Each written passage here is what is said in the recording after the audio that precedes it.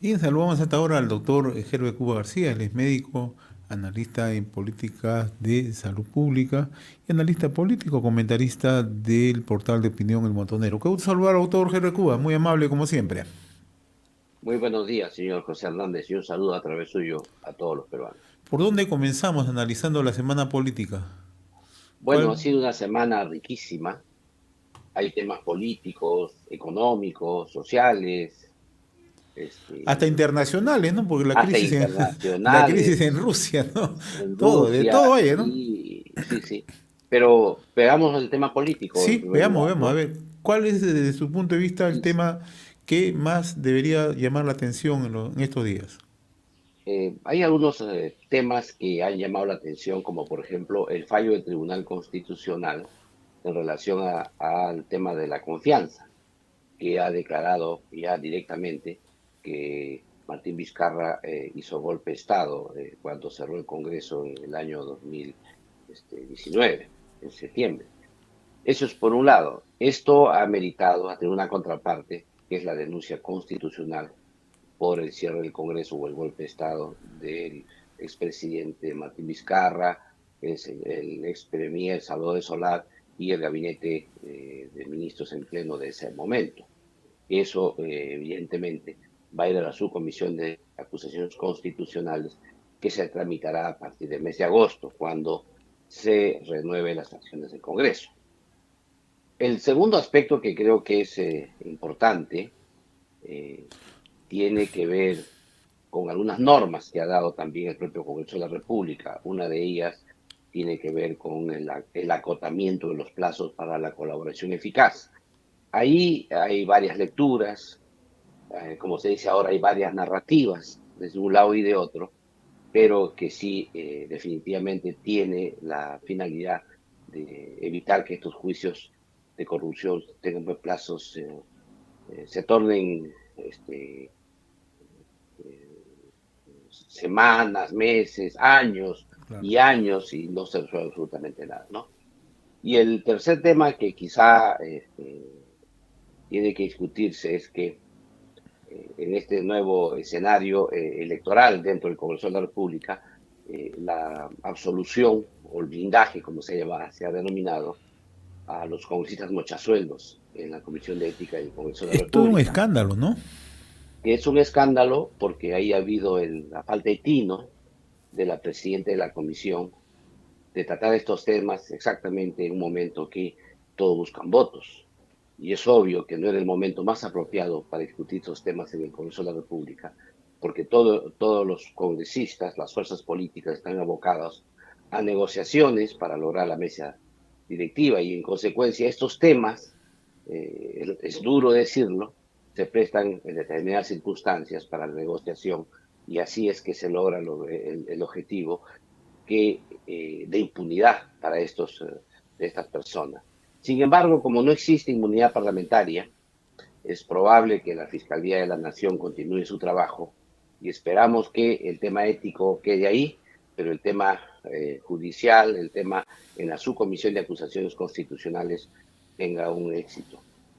Sí, esto traduce, creo yo, una falta de pericia política en los que conducen la Comisión de Ética, porque no era el momento más apropiado para tratar estos temas y deberían haber salido a la población y explicarles que en un momento electoral dentro del Congreso estos temas deberían pasar para el mes de agosto o debieron haber hecho con premura estos temas antes y no esperar exactamente la última semana cuando ya se ajusta la negociación para lograr la mesa directiva.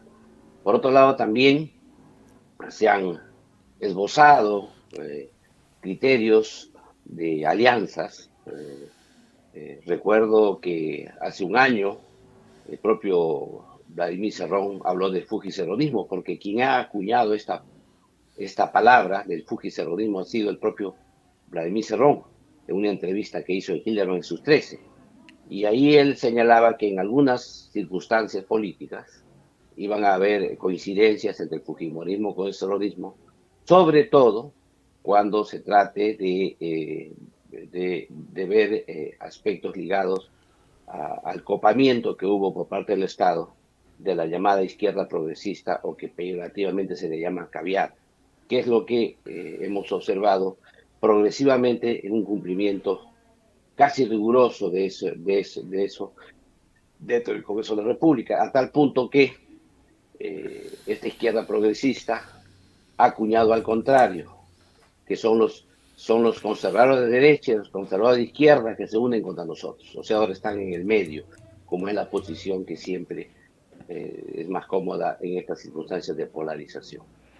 Por otro lado, también hay que señalar que se ha visibilizado un mayor acercamiento entre el Partido de Alianza para el Progreso con el gobierno de Dina Boluarte, con la cuota de un ministro, que es la ministra de Salud, a pesar de que haya sido negado tanto por el líder César Acuña como por el propio congresista, inclusive por el vocero político de esta organización. Sin embargo, es obvio que esto es una alianza dura para fortalecer la gobernabilidad. La pregunta es aquí, en estos momentos es obvio que nadie va a discutir esta decisión porque hay periodo electoral dentro del Congreso de la República. Y es obvio que nadie va a salir a criticar esta designación por el momento.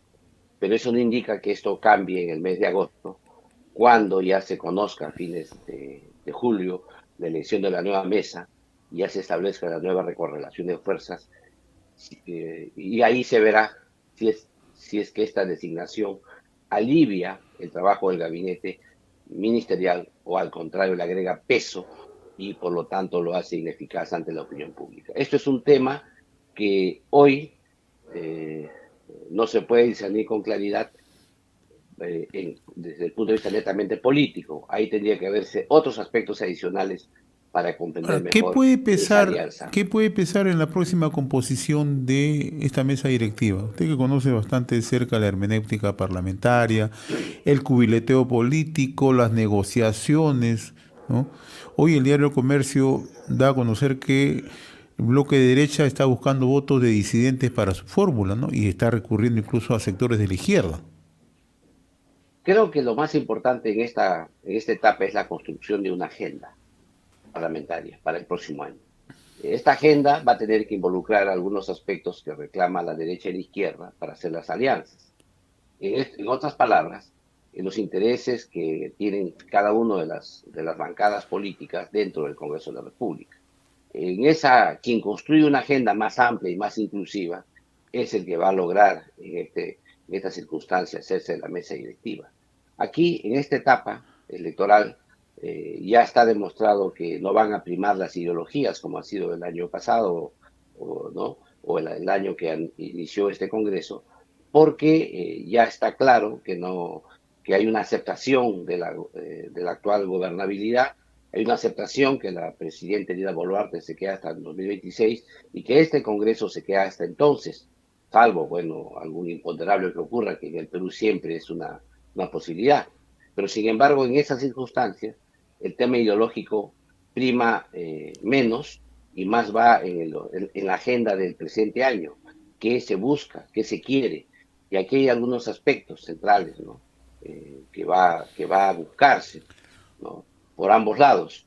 Eh, por eso es que difícilmente la derecha se pone de acuerdo, porque como todos sabemos, ya Renovación Popular, eh, que exige la mesa, aludiendo que Avanza País y Fuerza Popular ya han estado en la mesa, y APP también, entonces es complicado que este llamado bloque democrático pueda liderar esto. Y por otro lado hay una serie de independientes, ¿no? Que han salido de sus partidos, han quedado, como se dice, sueltos, que unidos en agrupación pueden pesar mucho en la mesa, en la elección de la mesa. El sector de la izquierda también está dividido. Ahí hay que señalar que el Partido Perú Libre se partió en cuatro. Esta semana hemos tenido una disidencia notable, que es una odontóloga, la congresista Silvana Robles, que ha acusado del fujicerronismo precisamente. Y entonces yo creo que en estas circunstancias, en este bloque de la izquierda también se hace complicado juntar gente para hacer un bloque unido. Y también en los partidos del centro. También hay serias dificultades en el partido del centro, Acción Popular prácticamente está O sea, partido. doctor Cuba, en el análisis que usted traza, ¿no?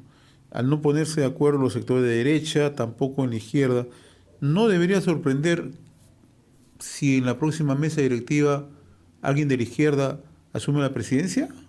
No, no debería sorprender, no debería sorprender. Y es más, sería una izquierda sumamente moderada, porque dentro de Estamos la hablando de plancha, quiénes, por ejemplo, dentro del plano moderado. Perú Libre, pero no, pero es que el problema es que en el Congreso es un colegiado, la mesa directiva es un colegiado.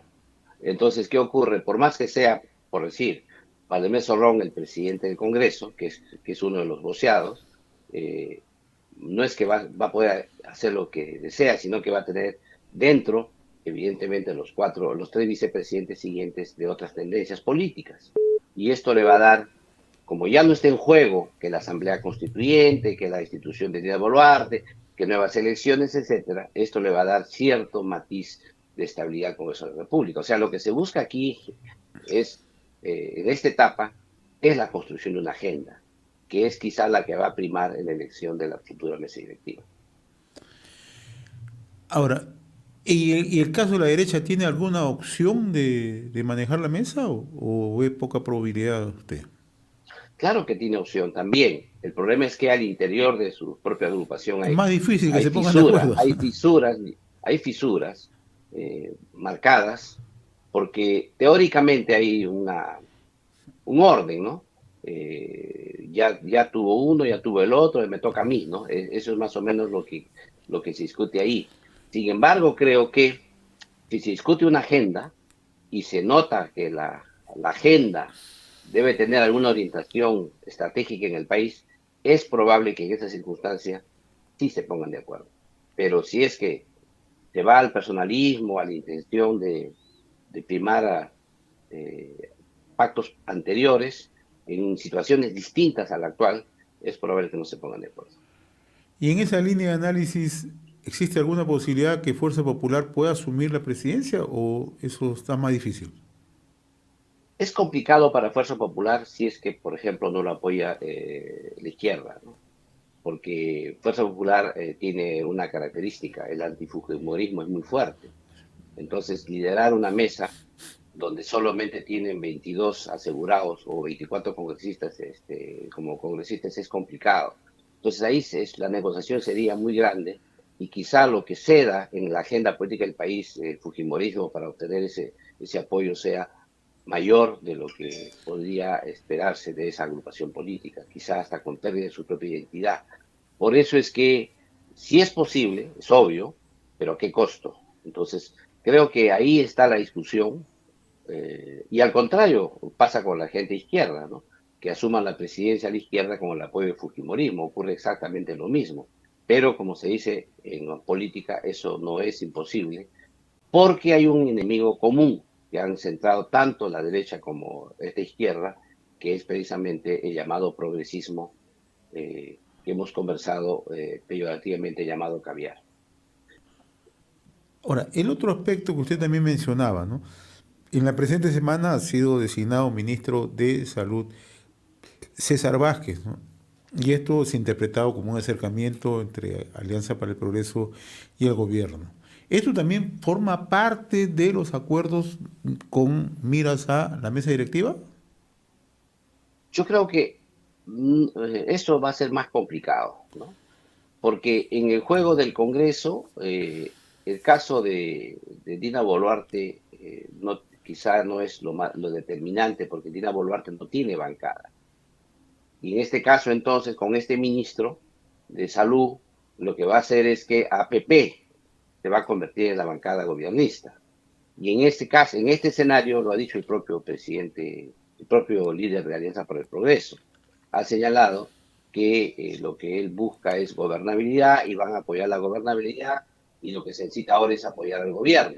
Entonces, en esa circunstancia, con este ministro en el Ejecutivo, lo que va a pasar ahora es que APP pasa a ser una bancada gobernista. Y ahí en ese escenario, va a ser una negociación más complicada todavía para Alianza por el Progreso para poder buscar pactos con otros partidos políticos. Ahora, si se diera ese caso, entonces podríamos estar asistiendo en la próxima semana a designación de algunos ministros ligados a Alianza por el Progreso o cercanos a Alianza por el Progreso. ¿Podría darse esa Es posibilidad? probable, depende de la elección de la mesa directiva. En el caso que la mesa directiva sea una mesa un poco hostil, digamos, al gobierno, es probable que esa cuota de poder crezca, ¿no? E inclusive participen otras bancadas para darle mayor estabilidad al gobierno.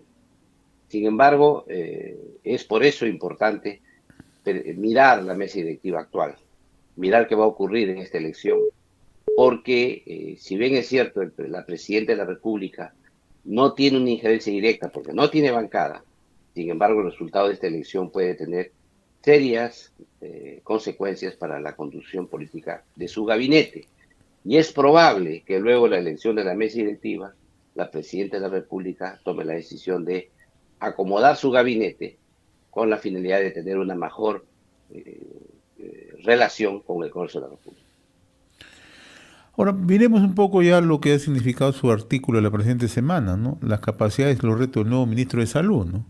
No solamente en el tema del dengue, sino ya en política de salud pública, ¿no? ¿Qué retos tiene que asumir el nuevo ministro? La cosa es sumamente complicada porque hay una serie de aspectos que se pueden vencer. El tema de la ejecución presupuestal, que como todos sabemos, en el caso de proyectos de inversión requieren licitaciones que toman tiempo, toman meses hacerlas y si no se hacen ya, esto puede perderse ese dinero, revertirse al Tesoro Público. El otro tema es que ya estamos en ciernes en la elaboración del presupuesto para el año 2024 y aquí el Ministerio de Salud tiene que ser muy proactivo con el Ministerio de Economía y Finanzas para que no se recorte presupuestos y al contrario se incremente. Y el tercer tema que tenemos es que hay una serie de temas de salud pública que todavía no se han enfrentado. No tenemos todavía un plan conocido contra el dengue.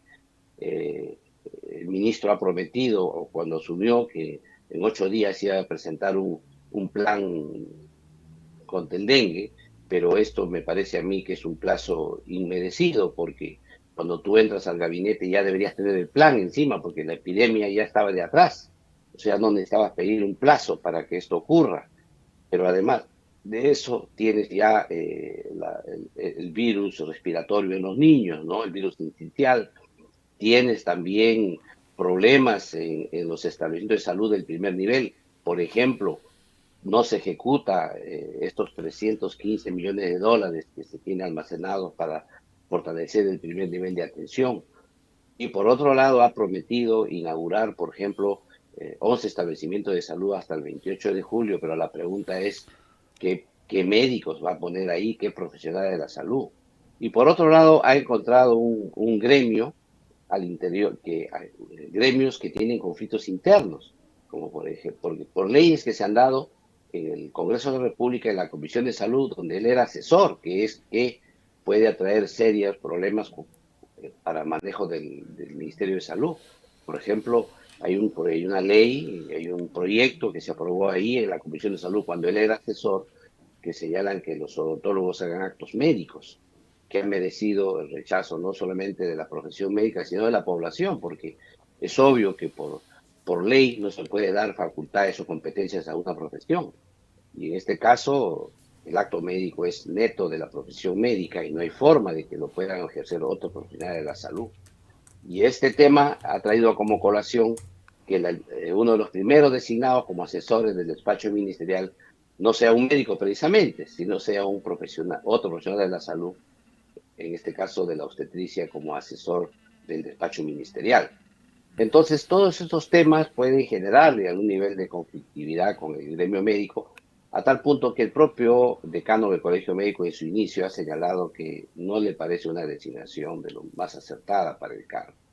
Pero además de eso, hay otras normas que se hicieron también cuando él era asesor en la Comisión de Salud que han sido observadas por el propio Poder Ejecutivo. Hablamos de esta, de otorgar facultades de acto médico a la profesión de odontología, pero también tenemos la ley de residentado médico, que se elaboró también en la Comisión de Salud, que al final ha sido observado por la presidenta Dina Boluarte. Hablamos también de la ley de alimentación para regímenes especiales, donde se incluyen los niños que toman las papillas, la leche,